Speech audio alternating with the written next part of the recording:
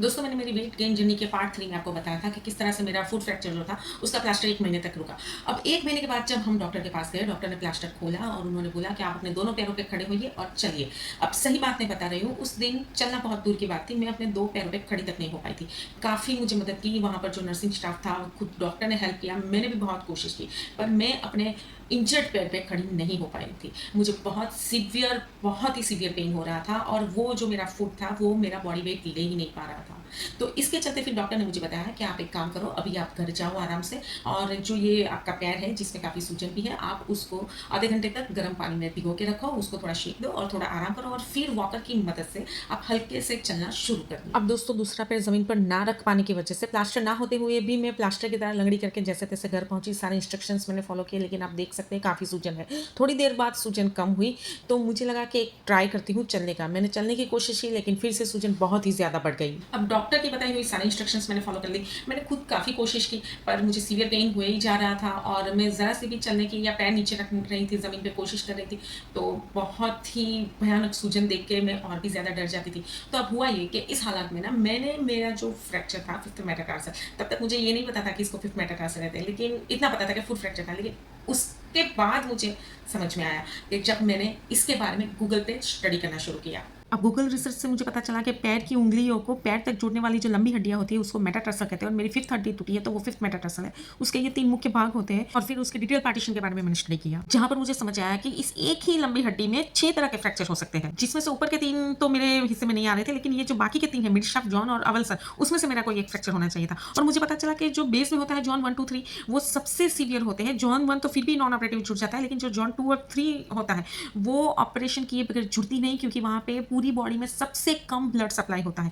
तो मैंने मेरा एक्सरे कंपेयर किया और मुझे समझ में आया कि मेरा जॉन 1 2 3 में तो आता है नहीं, लेकिन मेरा शाफ्ट फ्रैक्चर में ज़रूर आ सकता है। स्टडी से मुझे ये भी पता चला कि फ्रैक्चर भले ही फुट में है, पर प्लास्टर घुटने तक क्यों लगता है, क्योंकि हमारे घुटने से मतलब पैर से जाती है नसें जो वहाँ पर खून पहुँचाती है, तो उसको भी सपोर्ट देना पड़ता है। और फिर मैंने ना इन सारे फ्रैक्चर्स को, जो मैकेनिज्म होता है इन फ्रैक्चर्स का, वो मैंने समझा, वो स्टडी किया। ये पूरा हीलिंग प्रोसेस क्या होता है वो मैंने स्टडी किया, और फाइनल में पहुंची डांसर्स फ्रैक्चर पे, जो इसका एक्सरे जो था वो मेरे एक्सरे से काफ़ी मिलता-जुलता था। तो अब ना काफ़ी सारी चीज़ें क्लियर हो चुकी थी।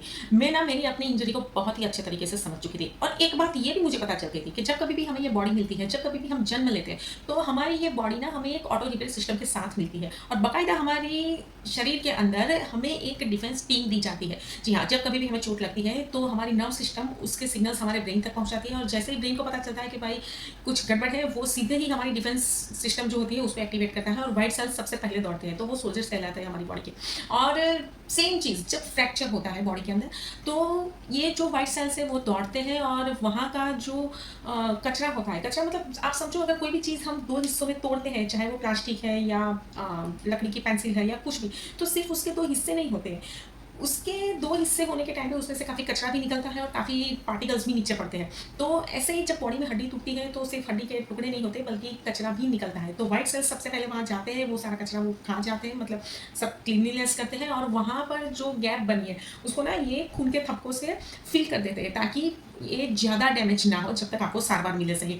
तो इस तरह से जो हमारी बॉडी है, मतलब जो मेरा फ्रैक्चर था जैसे हुआ है, और वो जो सबसे पहले शुरुआत के 2-3 दिन में लाल कलर के जो खून के थपके जम रहे थे ग्रीन कलर के, उन सब की वजह भी यही थी। और उसके बाद क्या होता है ना कि ये जो फ्रैक्चर है वो जुड़ने में एक धीरे-धीरे से उसमें कैलस बनना शुरू होता है, और वो कैलस पहले सॉफ्ट कैलस कहलाता है। कैलस मतलब जो कैल्शियम वहाँ पे जमा होना शुरू होता है। समझो कि ये हड्डी ऐसे टूट गई है, यहाँ पे गैप है। अब समझो ये क्या बोलते हैं, मतलब डिस्प्लेस हो चुकी है, तो ऑपरेशन करके रोड डाल के इनको अलाइन करना पड़ता है। लेकिन समझो कि ऐसे है या फिर ऐसी गैप में है, तो इसके बीच में जो कैल्शियम है वो जमा होना, कैल्शियम पार्टिकल्स जमा होना शुरू होता है सबसे पहले, और उसको सॉफ्ट कैलस बोलते हैं। तो जब एक्सरे हम देखते हैं कि जैसे सबसे पहले एक्सरे में काजू कतली शेप का फ्रैक्चर दिख रहा है, अब 15 दिन के बाद का जो एक्सरे हम देखते हैं तो उसमें हमें समझ में आता है कि भाई एक्सरे में काफ़ी हद तक कैलस बना हुआ दिख रहा है, और काजू कतली शेप गायब होकर दोनों तरफ लंबी दरारें बची है। और उसके 15 दिन बाद, मतलब कि इंजरी के 1 महीने के बाद का हम एक्सरे देखते हैं, तो इसमें काफ़ी ज़्यादा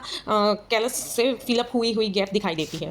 अब दोस्तों ये जो कैलस बना है ना, ये पहले बहुत ही सॉफ्ट कैलस होता है। जैसे जैसे टाइम बीतता है, मतलब समझो आप 3 हफ्ते के आसपास, तो ये सॉफ्ट कैलस में से एक जालीदार चीज़ बनना शुरू होती है, और फिर उसके भी 3 से 4 हफ्तों के बाद ये धीरे धीरे हार्ड कैलस में परिवर्तित होता है। जब आप कुछ रिस्क भी ले सकते हैं हड्डी चुनने के बाद। मतलब जैसे पहले 3 हफ्ते हैं तो आप चलने की शुरुआत, पैर रखने की शुरुआत या हल्के-हल्के स्टेप्स, बेबी स्टेप्स की शुरुआत कर सकते हैं। फिर 6 हफ्ते बाद जब वो जालीदार कन्वर्ट हो जाता है, बन जाता है, तो आप थोड़ा अच्छे से चल सकते हैं। फिर उसके बाद जब वो हार्ड कैनवस में परिवर्तित हो जाता है 3 हफ्तों के बाद, तो आप थोड़ा उछल-कूद तो नहीं बोल सकते, लेकिन स्पीड में चल सकते हैं। आपका जो पेन है, आपकी जो सूजन है, वो थोड़ी-थोड़ी कम होना शुरू हो जाती है। लेकिन ये सब चीज़ें रातों-रात नहीं होती हैं और हर एक की बॉडी में एक तरीके से नहीं होती है। हर इंसान, हर इंडिविजुअल बॉडी अपने इंडिविजुअल तरीके से रिएक्ट करती है या रिस्पॉन्स करती है। तो ये हड्डी जुड़ने के बाद भी समझो कैलस बना, उसमें से जालीदार एक ढांचा तैयार हुआ और उसमें से वो हार्ड कैलस भी बन गया। लेकिन उसके बाद शुरू होता है मोल्डिंग फेस। जी हाँ, और ये जो मोल्डिंग फेस होता है वो अलग प्रकार के फ्रैक्चर में अलग लोगों की बॉडी के टाइप के हिसाब से 3 साल से लेकर 11 से 12 साल तक चलता है, ये जो रीमोल्डिंग स्टेज होता है वो। तो हड्डी टूटना जितना आसान दिखता है और आप जितना जल्दी नॉर्मल लाइफ में आ भी जाते हो, अगर चोट सामान्य है, पर आपकी बॉडी अंदरूनी आपकी जो डिफेंस सिस्टम है, ऑटो रिपेयर सिस्टम है, वो नॉन स्टॉप इसके पीछे काम करती है आपको पहले जैसे बेहतर बनाने में। दोस्तों, ये सारी बातें समझने के बाद मुझे एक बात और भी रिसर्च के माध्यम से पता चली थी कि इसमें ना 2 तरह के मत प्रवक्ते हैं।